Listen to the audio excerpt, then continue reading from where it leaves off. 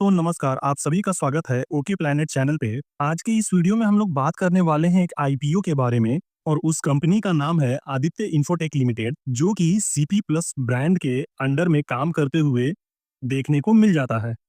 ये company video security और surveillance product बनाने के क्षेत्र में इंडिया की और इंडियन ओन्ड सबसे बड़ी कंपनी देखने को मिल जाती है। 2024 के डेटा के अकॉर्डिंग इसका इंडिया में मार्केट शेयर अराउंड 20% देखने को मिल जाता है और ग्लोबली भी देखा जाए तो इस कंपनी का प्रेजेंस अच्छा खासा देखने को मिलता है। यानी ये वर्ल्ड में थर्ड नंबर की production capacity wise surveillance product बनाने में देखने को मिल जाती है। इनके मेन प्रोडक्ट्स हैं जैसे कि high definition CCTV camera, digital video recorders जिसे डीवीआरस भी बोलते हैं, network video recorders NVRs, smart IoT cameras, thermal camera और एआई पावर्ड सॉल्यूशन जैसे ऑटोमेटिक नंबर प्लेट रिकॉग्निशन और पीपल काउंटिंग। ये products banking, health care, defence, education और retail जैसे सेक्टर्स में यूज होते हैं। और इनकी क्लाइंट्स की बात करें तो दिल्ली पुलिस, मध्य प्रदेश पुलिस जैसे बड़े नाम भी देखने को मिल जाते हैं। तो देखा जाए तो बेसिकली ये एक ट्रस्टेड ब्रांड है जो कि सिक्योरिटी और सर्विलेंस के फील्ड में अपना अच्छा खासा प्रेजेंस दिखाती है और यही कंपनी अपना आईपीओ लेके आ रही है। तो चलिए इसके आईपीओ के बारे में डिटेल में समझ लेते हैं। तो देखिए, आदित्य इंफोटेक लिमिटेड एक मेन बोर्ड आईपीओ है।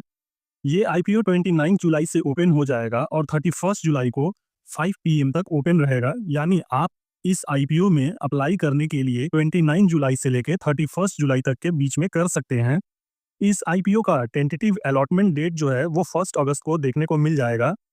जिन लोगों को आईपीओ अलॉट हुआ होगा उनको शेयर्स उनके डीमेट अकाउंट में 4 अगस्त तक ट्रांसफर कर दिए जाएंगे और जिन्हें आईपीओ में अलॉटमेंट नहीं मिला होगा यानी शेयर्स उन्हें नहीं अलॉट हुए होंगे, उन्हें फंड ट्रांसफर 4 अगस्त से स्टार्ट हो जाएगा। यानी 4 अगस्त को जो भी अमाउंट आईपीओ के नाम पे ब्लॉक होगा वो अनब्लॉक कर दिया जाएगा और 5 अगस्त को आदित्य इंफोटेक का आईपीओ मार्केट में लिस्ट होते हुए देखने को मिलेगा।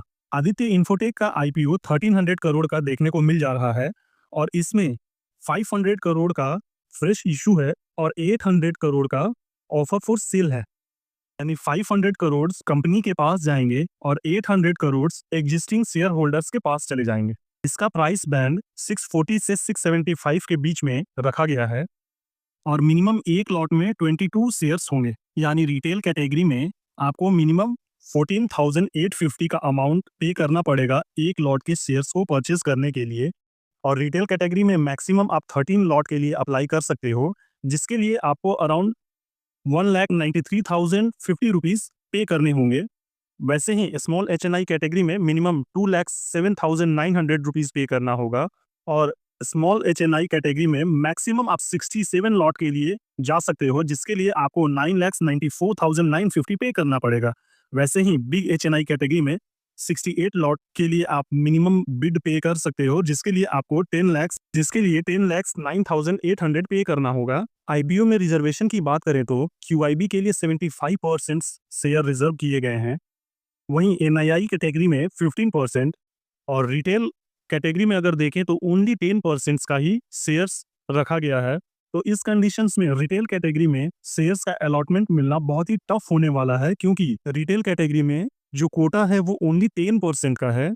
तो इसके लिए इसमें आईपीओ अलॉटमेंट मिल पाना मुश्किल होगा। चलिए ये भी देख लेते हैं कि इस आईपीओ के थ्रू जो कंपनी पैसे उठाने वाली है उसका क्या इस्तेमाल करने वाली है। हमने स्टार्टिंग में ही देखा कि कंपनी लगभग 500 करोड़ का फ्रेश इशू कर रही है और 800 करोड़ का ऑफर फॉर सेल है। तो अगर आप देखेंगे तो इस 500 करोड़ में से 375 करोड़ का यूज लोन पेमेंट में होने वाला है और बाकी का बचा हुआ अमाउंट जनरल कॉर्पोरेट पर्पसेस के लिए यूज होने वाला है। किसी भी कंपनी में इन्वेस्ट करने से पहले उसके फाइनेंशियल्स को देख लेना बहुत ही ज़्यादा इंपॉर्टेंट होता है। तो चलिए आदित्य इंफोटेक के भी फाइनेंशियल्स पे एक नज़र हम डाल लेते हैं। तो हमारे पास अभी के समय पे 3 इयर्स का डेटा देखने को मिल रहा है। रेवेन्यू की बात करें तो कंटिन्यूअसली ग्रोइंग फेज में देखने को मिलता है। यहाँ 2023 की बात करें तो जहाँ रेवेन्यू 2,295 करोड़ के अराउंड था, वो 2024 में 2,795 करोड़ देखने को मिल जा रहा है और वैसे ही वो फर्दर ग्रो करके 2025 मार्च में 3,122 करोड़ देखने को मिल रहा है। प्रॉफिट आफ्टर टैक्स की भी बात करें तो ये कंटिन्यूअसली ग्रोइंग फेज में ही देखने को मिल रहा है। जहां 2023 में ये 108 करोड़ था, वहीं 2024 में ये बढ़ के 115 करोड़ देखने को मिला। और अभी की बात करें तो 2025 में ये 351 करोड़ के अराउंड में आ चुका है। तो यानी कंपनी कंटिन्यूअसली अच्छा प्रॉफिट जनरेट कर पा रही है।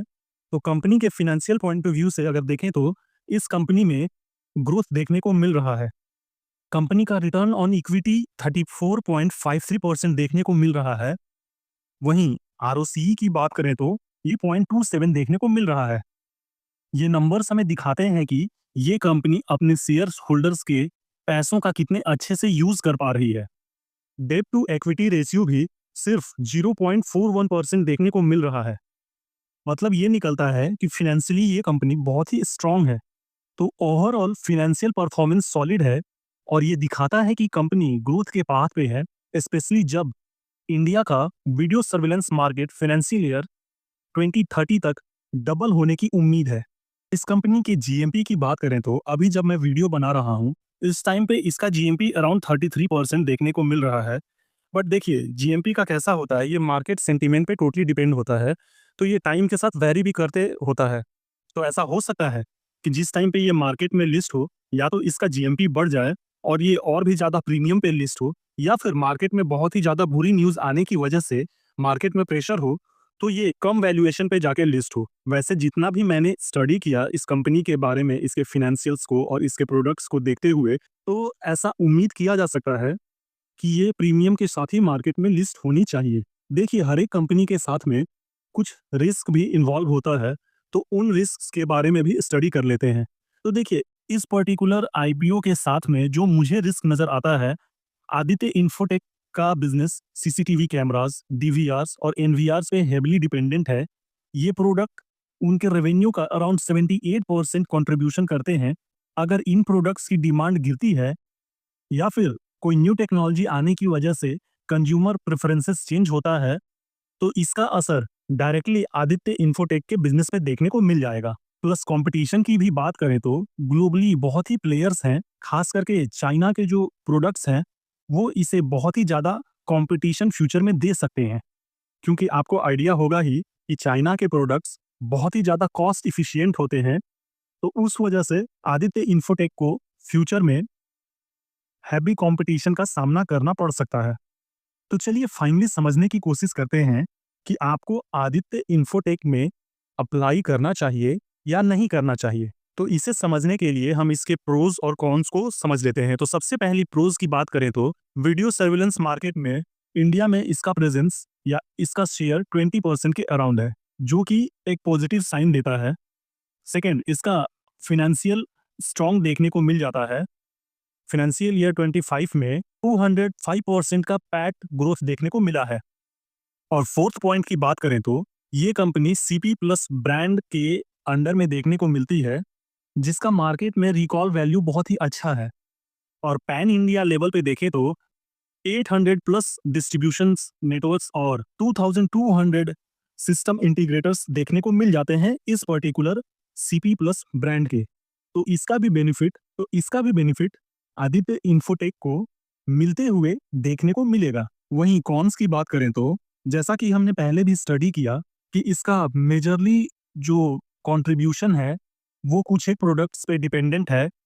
तो अगर उस पर्टिकुलर प्रोडक्ट्स में कोई कंपटीशन आता है या फिर मार्केट शिफ्ट देखने को मिलता है, तो इसके रेवेन्यूज ड्रास्टिकली ड्रॉप होते हुए दिखाई देंगे। और सेकंड कॉन्स की बात करें तो ये खास करके रिटेल इन्वेस्टर्स के लिए ही है, क्योंकि इस पर्टिकुलर आईपीओ में ओनली 10% ही रिटेल इन्वेस्टर्स के लिए रखा गया है। तो आईपीओ अलॉट होने का चांसेस बहुत ही मुश्किल देखने को मिल रहा है। और थर्ड पॉइंट की बात करें तो इस आईपीओ का वैल्यूएशन थोड़ा सा एग्रेसिव देखने को मिल रहा है। ऑब्वियस है इसके कॉम्पिटिटर टाइप के कंपनीज मार्केट में बहुत ही कम है, इसलिए इन्होंने अपना जो आईपीओ है उसका वैल्यूएशन थोड़ा एग्रेसिव रखा है। तो कुल मिलाजुला कर अगर देखें तो वैसे ये आईपीओ अच्छा ही देखने को मिल रहा है। तो लिस्टिंग गेन के लिए आप इसमें अप्लाई कर सकते हैं। और जहां तक लॉन्ग टर्म की बात है तो पहले इस आईपीओ को यानी इस कंपनी को मार्केट में लिस्ट हो जाने दीजिए और 2-3 क्वार्टर्स का रिजल्ट्स आने के बाद हम इस पे डिसाइड कर सकते हैं। देखिए ऑब्वियसली ऐसा होता है कि जब भी किसी कंपनी का क्वार्टरली रिजल्ट अच्छा आने लगता है यूजुअली कंपनी उसी टाइम पे अपनी आईपीओ लेके आती है क्योंकि उससे उन्हें अच्छा वैल्यूएशन मिल जाता है। तो जो बोला जाता है ना कि दूध का दूध और पानी का पानी, वो जब कंपनी मार्केट में लिस्ट हो जाती है और उसके बाद जब उनका रिजल्ट्स क्वार्टरली हमें देखने को मिलता है, तो उसमें टोटली पिक्चर क्लियर होता है कि ये कंपनी कितनी अच्छी है और इसमें हमें लॉन्ग टर्म के लिए जाना चाहिए या फिर नहीं जाना चाहिए। तो लॉन्ग टर्म की जहाँ तक बात है, मैं तो आपको यही सजेस्ट करूँगा कि एक बार इस कंपनी को लिस्ट होने दीजिए, 2-3 क्वार्टर्स का रिजल्ट्स हमारे सामने आने दीजिए और उसके बाद आगे हम लॉन्ग टर्म के लिए इसे कंसीडर कर सकते हैं। और दोस्तों मोस्ट इम्पोर्टेंट बात, इस वीडियो में जो भी मैंने जानकारी दी है, वो मेरा ओपिनियन है और ये वीडियो जस्ट मैंने एजुकेशन पर्पस के लिए बनाया है।